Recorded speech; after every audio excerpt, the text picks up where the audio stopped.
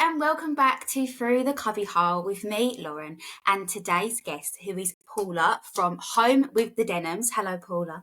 Hello. Hello, thank you so much for doing this. I'm really excited. Oh, thanks for having me. Yes, so let's just start off with who you are, what you do, and what you share on your social media. So I am Paula. I'm a content creator for sort of interiors. And the things I share on my social media are DIY, anything sort of interior or reno related, a little bit of home life, and decor. Yes.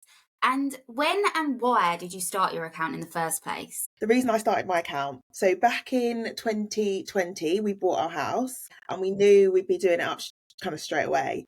So in April 21, basically when that lockdown kind of finished, we started doing the renovations, and I knew full well that if I started posting things on my own Instagram account, like my personal one, I'd start to just annoy my family and friends. They'd be like, oh God, not this girl again. So I created a separate one. Yeah. And it just kind of grew from there, really. And what do you think sort of started off the growth of your account? What do you think it was? Do you know what? It took a little while for it to grow. Yeah. But because I really, really just enjoyed doing it and I enjoyed posting and interacting with people, I think that's kind of what helped, because it was like, it was just authentic. I wasn't posting for like loads and loads of likes and things like that, because I knew I wasn't going to get any, because I had like barely any followers, but I just really enjoyed it. So that's what I think helped it grow at the start. And then obviously as more and more people could see my content, when like reels came out, my content got shared a bit more, and then it kind of picked up from there. So you never planned to grow as big as you have? No, I didn't. To be fair, when I got to about, I think 1,000 followers maybe, I quickly realized that actually, people are monetizing this, and maybe I could grow mine and it could become like a side hustle too. But at the start I did it for fun, purely for fun. And are you a full-time content creator? No, I'm not. What although do it feels do? like a full-time job. It is, isn't it? So my background is in finance. So to give you a bit of the history, I went to uni. Well, actually, let's go further back than that. Maths was my strongest subject. So I thought, you know what? I'm going to just go with that for my career. And also back in like the late noughties, I think it was, when I first went to uni, content creation just wasn't a thing. No. Like there were some bloggers and stuff, but it just wasn't a thing back then. So anyway, studied accounting and finance at uni, went on to work as a finance analyst and an accountant, and then got my qualification, so I became chartered. So basically that means like I'm bound by some like I basically passed a load of exams, and I'm bound by the like financial body that I qualified with. And then I kind of worked my way from there. So my actual day job is finance business partner. And I work for a retailer, but they also have restaurants as well. So I business partner the restaurant side of it. Oh, amazing. And how do you sort of like juggle the two together? It's hard. I can imagine. I don't know how people with like full-time jobs, content creation, and like dependents do it, because I'm just like how? But I suppose you just find the time, don't you? So my way is difficult, because sometimes I just can't post anything. Or like I can't film it. I don't have the time to film things, especially like in the winter. Because you just have no daylight. And it's just so hard. But I try and I love a spreadsheet, because well, partly because of my like finance background, I love a spreadsheet. So I've got a spreadsheet of like upcoming content that I want to do. So I kind of know in advance like what I think I should record, and therefore I try and set time aside for it. Doesn't always work that way. I've got stuff from like January and February that I just haven't even filmed, let alone posted. But I try and just organise it like that. And would you ever want to do the content creation full time, or are you quite happy juggling the two? I mean, it would be amazing, but it's just so hit and miss. Like sometimes it could be like I could be overwhelmed with like brand work and things like that, and then other times it's so quiet that it's just, like you start panicking. You're like, oh my god, am I not doing it, getting any work, blah blah blah. So I think for me, the financial security of having some sort of other career as well as content creation, that will probably keep me sort of in both. I mean, it would be great to like work part-time in like my finance career, and then do this because it gives me a bit more time, a bit more breathing space. Yeah. But you never know what the Never future holds. know. We shall see. And then what content do you like creating the most? I would say depends on how much time I have. Yeah. So if I've got quite a lot of time, I really like doing whole room transformations. So like Yeah. my garage used to be a dumping ground, it's now a gym. Yeah. The room that I'm sitting in now used to just be a white box, it's now our office. Like they just seeing the transformation from Yeah. like nothing to like a room that we envisaged is amazing. But you've got to have a lot of time. Yeah. And when you do those kind of whole room transformations, the whole rest of the house is just in chaos. I don't know how every other room is just chaos when I'm just Yeah. doing one room. No, I feel you. So I love to, so I love doing those. But I also love doing like little quick things as well. I don't know, like a tablescape or like a really quick DIY hack or something like that. Yeah. I think they're quite impactful. Yeah, no, definitely. And then have you always been into DIY? Because your account is very heavy in DIY. You're like, no, no. But what made you think then, like, I'm going to give this a go? So if you go back far enough on my profile and in my content, you can actually see that I've said I hate DIY. I'm not doing DIY. I'm paying the professionals. I'm not doing it. Well, paying the professionals was taking too long for me to save up. Yeah. So I ended up putting things into my own hands. But the reason I did it was, well, partly because money. Yeah. And partly because I just saw so many other female content creators just doing their thing online, like using all the power tools and drilling and cutting and just doing it themselves or like with their partner's Yeah. help. And I just thought, you know what? Like, I want to try it. And I did. And kind of got the bug for it. Yeah. So, I mean, don't get me wrong, it frustrates the hell out of me sometimes when it just doesn't work. Yeah, it's hard. But actually I really enjoy learning the new skills now. Yeah, no, it's really inspiring, isn't it? I mean, I give things a go to a certain extent. I'm not as good as you. Oh, bless But I will be one day. I'm going to start doing things in our next house because a lot of the main sort of bulk of work is done in our house. But in our next house, I really want to take on some bigger projects just from being you. inspired by other people who have done it. That's the thing, like when you see it over and over again, like you're like, oh, maybe I could do that. Yeah, no, for sure. And yeah, I think your account is amazing for that.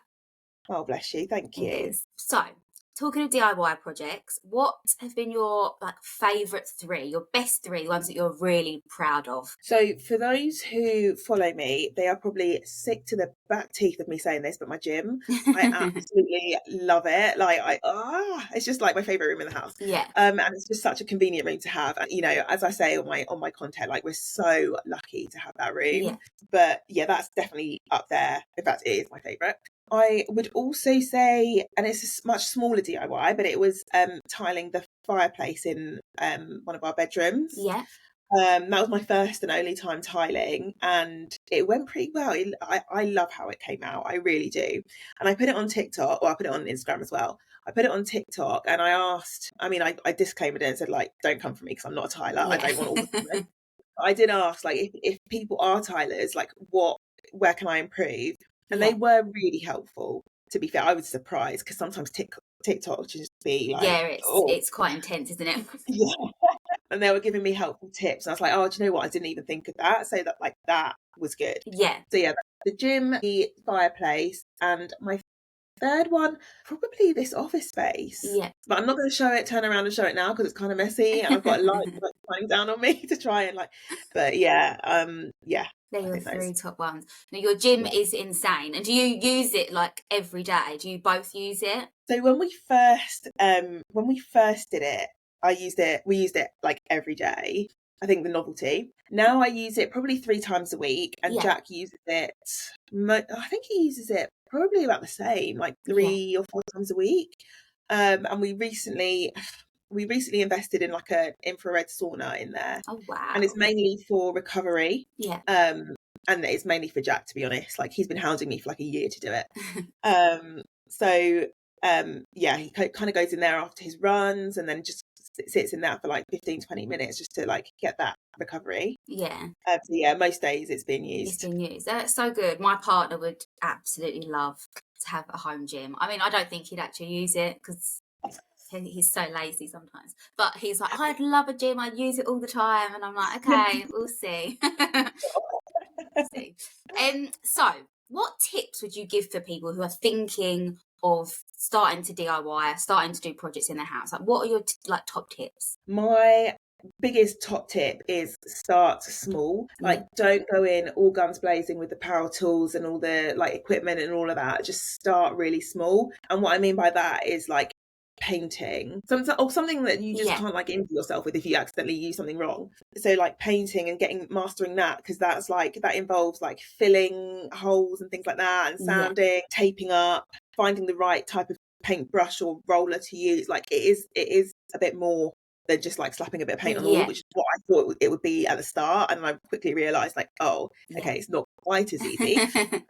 But yeah, I say start small and then work your way up. But also watch loads of videos online, like TikToks, Instagrams, YouTube. Watch loads of that, because then you build your confidence and you think, oh, okay, there's maybe one or two ways to do something. And I think those are the two: start small and watch loads and loads of videos. And when you watch your like videos, when you watch YouTube videos and stuff, do you watch a lot and then do it, or do you sort of break it down, like do the first part first, keep going back, rewatching it, or are you quite confident? I watch the whole thing. I just want to see how it like ends. So I want to see if like the end result is similar to what I want, or I can modify it in some way. But I'll watch the whole thing. What I tend to do is kind of watch like a short thing first, and if I like it, then I'll watch like a long detailed tutorial. So like TikTok, and then I'll go to YouTube. No, amazing. Good advice. Then, if you could pick any other home on Instagram to do a house swap with, whose would you pick and why? Okay, there are two. For two very separate reasons. So one is, and oh god, I'm going to get the name wrong. I think it's called the Barn Renovation. I think. But they basically renovated like an old dilapidated barn into the most beautiful house. I really hope I've got that name right. And it is just stunning. Like, I'd love that as my own house. So that's one. And then the other one, for the complete opposite reason, is, again, I'm going to forget the name. I think it's called Belgrave Villa. Okay. And they took off massively when they first started posting. So it's basically this huge house I think it's in Wales. But it's like completely run down, and they're doing it they're just building it back up again. And they're doing it really, like, they're showing the whole process. And the reason I'd like to live there is just to like relive that again, and like all the choosing and picking. I mean, it's stressful AF when you're like doing a renovation, a whole house renovation. But I think doing that house seems amazing. They're the two. I'm gonna have to check them out. I think I might follow the first one, but I don't follow the second one, so I'm gonna have a good look at them. Definitely. There's just so many houses, aren't there? Like, so many beautiful homes. It's like, how do you even choose? It's so hard. What are your biggest interior icks, or things you personally wouldn't have in your home? People hate to answer it because I feel like they're going to offend people. My genuine, honest answer is, well, there's two answers, because there's the ick question and what I wouldn't have in my home. And the ick question, my biggest ick is when people criticize other people's design choices. Genuinely, I hate it, because like, I mean, my house is quite neutral. I mean, I've got like bits of colour, but it's all very muted, and I can't stand it when someone says like, oh, it's such a bland house, it's like boring, blah blah. I'm like, but I like it. Like, I don't like loads of colour on my walls, but I if it brings someone joy, then I love that for them. But I wouldn't have it.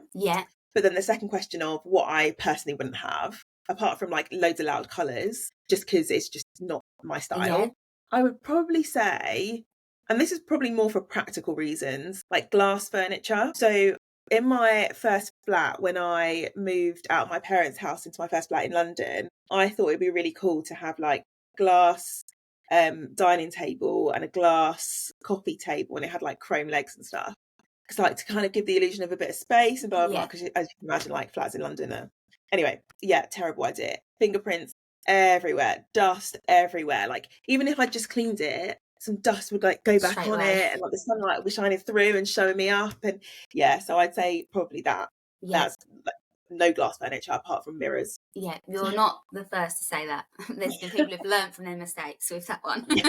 Then this section is a little bit more sort of about you and who you are behind your account. So tell us something interesting about you, something you don't normally share. It could be a habit, an interest, a talent. So I used to think that I was really talented at this, but looking back, I probably wasn't.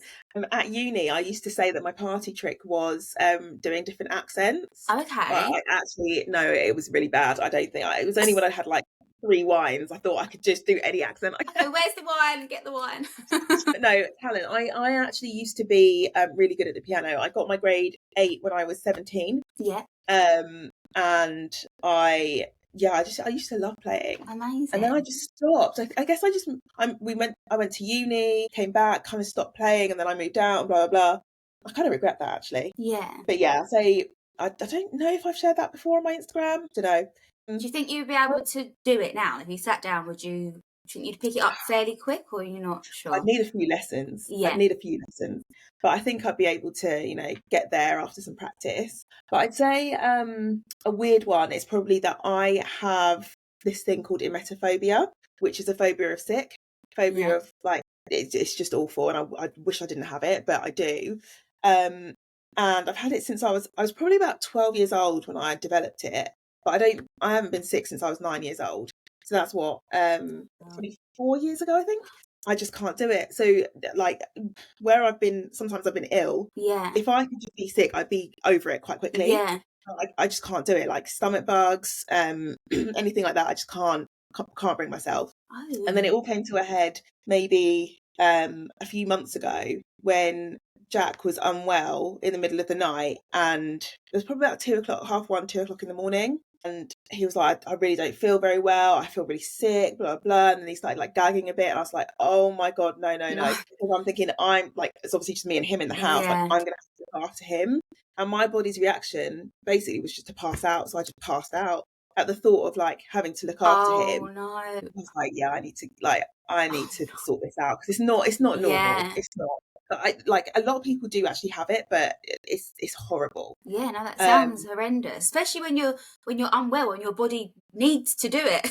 Yeah, exactly. So sometimes you need to get it out, and I can't bring myself to do it. Oh no. Yeah, so that's probably a really random fact about me. That is random and it's sucky. That's a really horrible one. That's really horrible. Are you gonna can you get help for it? Yeah, I think you can get like therapy or hypnotherapy, and I'm definitely looking into that because it would just be amazing not to have it. If you could feature on any TV program, what one and why? There used to be a show, and I don't think it got commissioned for like a second or third series. George Clark was the presenter, and it was called Flipping Fast, I think. Okay. And it was a property show, and it was basically where loads of teams got £100,000 and they had to turn it into the most amount of money in the space of a year by like buying, flipping and selling properties. Okay. That is actually my dream career. Like if I could pick any career, that is my dream. Like flipping properties, blah, blah, blah. So that I would have loved to have been on that. Sounds oh my God. Good. That sounds like a bit of me actually. Yeah. So I think that one, I don't know, probably an extra on Towie, just because I just want to see all the inside goss before it airs. Oh, I love that. Are you a Towie fan? Yeah, I am. So, celebrity dinner party. You can invite 3 celebrities around for dinner. Who are you inviting and why? Okay, so I think we need a comedian there for the bants. Yeah. I would say probably Ramesh Ranganathan, just because he's just so funny. Yeah. But it's just because he's so dry. I just find it hilarious. Yeah, he is funny. So probably him. Yeah. Someone for knowledge. I'd say probably like stories. I think Nelson Mandela. Yeah. I'm going to assume that we can invite dead or alive. Oh, because yeah. This dinner party's probably never going to happen. Just for like the stories. Yeah. And then probably for the vibes and probably a bit of goss, maybe like Rihanna. She'd have loads of stories. Yes, she would. She's just cool, isn't she? Yeah, she's good vibes. I'd like to go on a night out with Rihanna for sure. 100%, yeah. So I think those 3. Yeah, amazing. Good choices. And then obviously you work with a lot of brands and you've probably already worked with a lot of your dream brands. But who would you love to work with now? Brand or person? Who's at the top of your list who you haven't worked with? As you say, I've been really lucky. Like I've been so lucky to work with like a lot on my dream list. Yeah. I would probably say, thing is, like, I absolutely rave about, like, for the last like few, maybe a year, I've raved about Ocado just because I think they're so good. Yeah. I know they're not like homeware or anything like that, but they are just genuinely so good. As a full paying customer, Yeah. 100% recommend them. So I'd like to do probably one with them. Yeah, it's a good one. And then in terms of homeware, one that I haven't worked with actually, or two, Primark Home and George Home, Yeah. because they're so affordable, but they have like a lot of their stuff has such a high end look, Yeah. and I buy from there anyway. So probably those two, Those two. well, those three. Yeah. Yeah. No, they're good ones. Put it out there in the universe. It's going to Yeah, happen. manifesting it. Yes. And then the last question is, what advice would you give to someone who is thinking of starting their own Instagram account? I would say you've got to really love it, because there are times when you're posting and you're posting to no one, Yeah. because like no one sees it. Yeah. Like for whatever reason, no one sees it. Or maybe you don't get the reaction you want. It's not going to happen overnight. I mean, for some people it does, but for 95% of us, it doesn't happen overnight. And it's one of those things that takes time to build, because you've got to build an audience, get that engagement from your audience, get the trust from your audience. But once you've got that, and once you do it because you really enjoy it, as opposed to feeling like you have to, Yeah. it will shine through in your work. Yeah. And yeah, it will just grow from there. But there will be peaks and troughs. Like, it will never just continually grow like that. There will be like growth and a bit of dip and then a growth. But as long as you're prepared for that. But also, I think another bit of advice is just to be able to speak to people who are also in the community and who do the content creation that you want to do as well, because it's so nice to like bounce ideas off people, and it's so nice to like, you do get a lot of horrible comments sometimes, and it's nice to just have that group of like, where you can just say like, oh, have you looked at these comments on my thing? And they're like, yeah, don't worry about it. Like, just to get that reassurance that you're not on your own. Because it can be quite, that support, because it can be quite an isolating job. Yeah, definitely. So building that support network around you as well. 100%. I think that the home community in general on Instagram is very supportive. I do think we all sort of support each other quite a lot, which is really nice. It's a nice niche to be in, for sure. Yeah, and also, sorry, one thing I would add is go to events when you can, because that way you meet people that you follow, and they might follow you as well, and it's just building up that camaraderie. Like, it's always good to meet people in real life, as opposed to like just talking to them like in their comments and DMs. Like, go to, I mean, and it's easy for me to say because a lot of the events are actually in London, and I can go on my lunch break, I'll go before and after work, or like it's easy for me to get to, whereas someone, I don't know, in like Scotland might find it a lot harder. So I completely get that. I'm coming from a place of like, just pop there on my lunch break. But when you can, go to them. Yeah, no, for sure. Good advice. And that is it. So for people listening, how do they find you on social media? What platforms are you on? So my handle is Home with the Denhams on Instagram, TikTok. I want to say YouTube, and it is, but I only post shorts. I'm gonna get into YouTube a bit more, but don't be surprised if you go on my YouTube and they've got like 2 subscribers and like 5 videos. I'm building it up. Yeah. But it's Home with the Denhams.